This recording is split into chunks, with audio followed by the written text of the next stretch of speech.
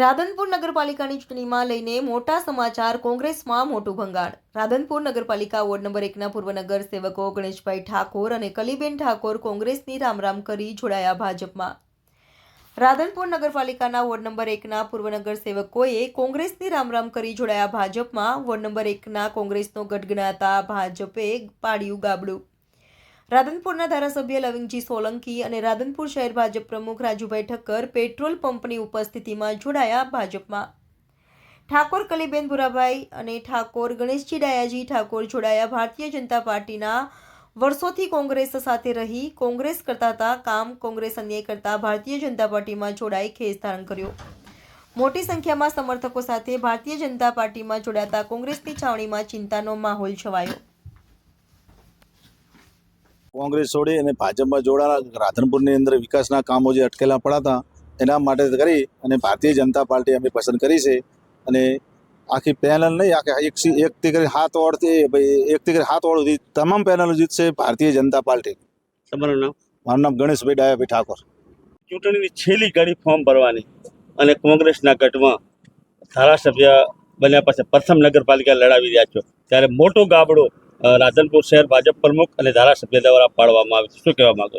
બસ આજે રાધનપુર નગરપાલિકાની ચૂંટણીમાં વોર્ડ નંબર 1 જે વર્ષોથી કોંગ્રેસમાં હતો એ આજે એના મુખ્ય જે આગેવાનો અને જે એના કાર્યકર્તાઓ આજે અહીંયા 1 નંબર વોર્ડમાં ગણેશભાઈ ડાયાભાઈ ઠાકોર અને બેન કલીબેન ભુરાજી ઠાકોરને અહીંયા ખેસ પહેરાવીને વિધિવત રીતે ભારતીય જનતા પાર્ટીમાં એને પ્રવેશ આપ્યો છે અને સાથે સાથે બંનેને ટિકિટોના મેન્ડેટ આપી દીધા છે.